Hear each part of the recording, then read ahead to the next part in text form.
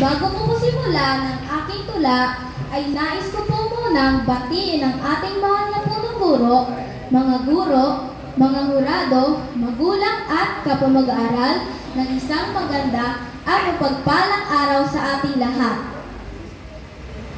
Wikang katutubo tungo sa isang bansang Pilipino. Ang Filipinong wika sadyang nakakamangha.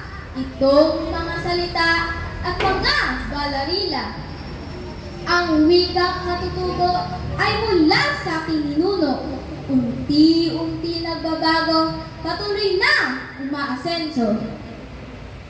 Ang Pilipino ay buhay at palaging sumasabay sa mataas na alon ng mga bagong panahon.